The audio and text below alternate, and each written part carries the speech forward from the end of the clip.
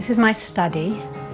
When I first saw this room about 2 years ago, when I looked at the house, this was a study. It was a study of the man who lived here.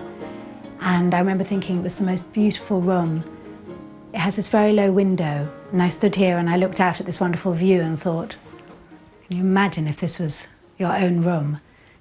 Having a very beautiful room isn't necessarily helpful. I think it's sometimes useful to have a small cell-like cupboard, but I do appreciate it, especially when I'm not working.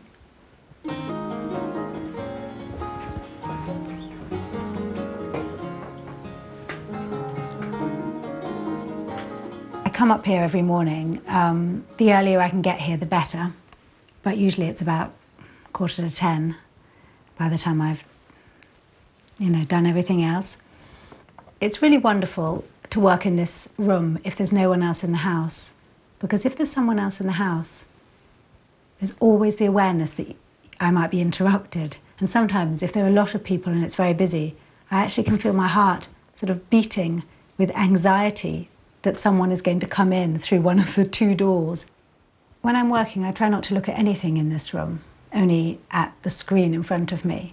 But sometimes I do stop and look around at the things that I've put here, not really for inspiration, but more just a sort of mood of distraction. I like knowing that this picture behind me is there. It's an etching by my father, and there's something very thoughtful and serious about it. And when he had finished it, I asked if I could have a copy of this etching, because I like the idea of it behind me, looking over my shoulder, giving me sort of gravitas as I worked. This sort of shelf here, I sometimes look at and think, one day I'm going to tidy it up, but then I don't. The day it's tidy is the day I stopped work for a week, so it shouldn't be a cause for celebration. When I've written enough to print out, I sit in this little chair, which is it's a completely mad chair, really. I bought it in the market in Portobello.